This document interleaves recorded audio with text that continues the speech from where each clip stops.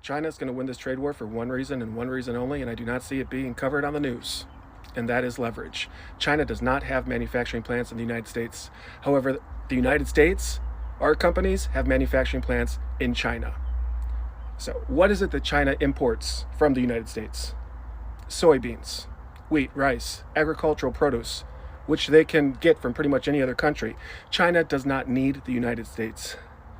We, however, are highly invested in and committed to China because we have our plants there.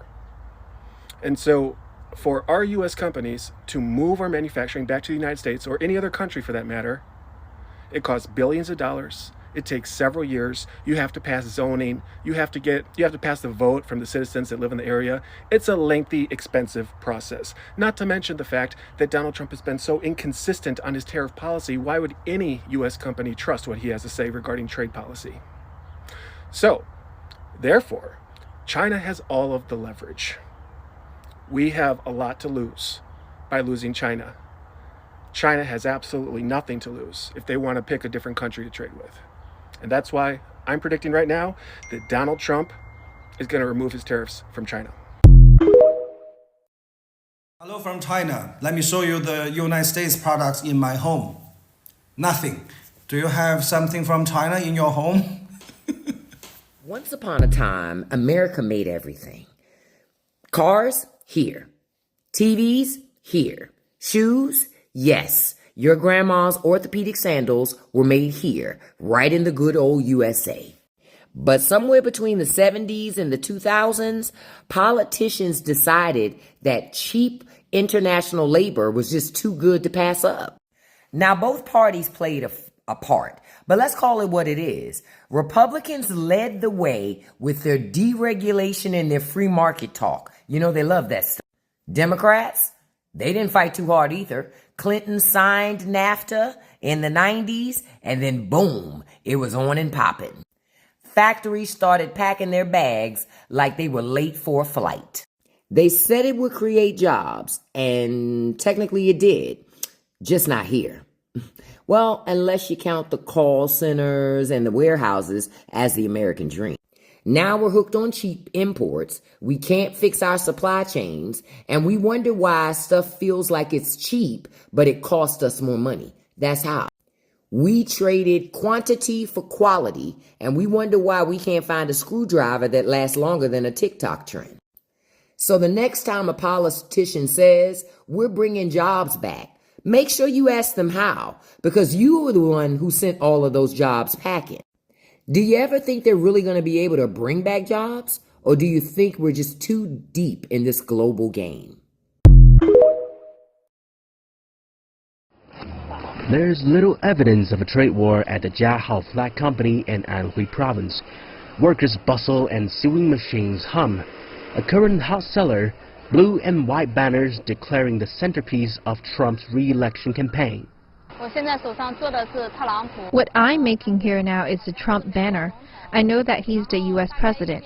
Every day we must produce over 1,000 of this.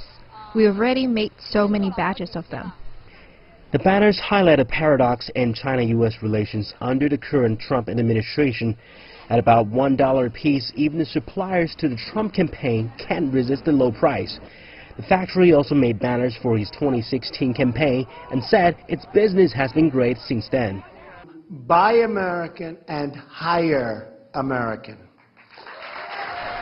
Trump has long railed against Chinese imports and launched a controversial trade strategy this year to punish Beijing. Yet his move is merely making America more expensive. The U.S. Department of Commerce said flax and other textile products will be subject to a 10% levy. One seller said that would be enough to double the price of a Make America Great Again hat to $20 a pop. And his hardline stance towards China could eventually repel suppliers like the Jiahao Flag Company. Personally, this is my own feeling, but if he continues to demand tariff increases as he has been doing, I definitely would not be able to accept more orders. That's because everyone can have a patriotic heart, so we won't let him improve his own economy, while us Chinese just shoot ourselves in the foot. I know that Trump's tariffs targeting China will have some effect, But we're not worried at all since we're producing foreign flags every single day. If Trump's midterm election rallies have no flags to fly, there's only one man to blame. Sun Tianyuan, CGTN. They rob you blind and you thank them for it. That's a tragedy. That's a scam. That's why I'm saying this right now. Americans, you don't need a tariff. You need a revolution. For decades, your government and oligarchs only ship your job to China, not for diplomacy, not for peace, but to exploit cheap laborers. And in the process, they hollowed out your middle class, crushed your working class, and told you to be proud while they sold your future for profit. And yes, China made money, but we used it to build roads, lift millions out of poverty, fund healthcare, raise living standard. We reinvested in our people. My family also benefited from it. What did your oligarchs do? They bought yachts, private jets, and mansions with golf course driveways. They manipulate the market, dodged tax, and poured billions into endless wars. And you get stagnated wages, crippling healthcare cost, cheap dopamine, debt, and flagged wave property made in China while they pick your pocket. For 40 years, both China and the United States benefit from the trade, the manufacturing, but only one of us use that wealth to build. This isn't China's fault.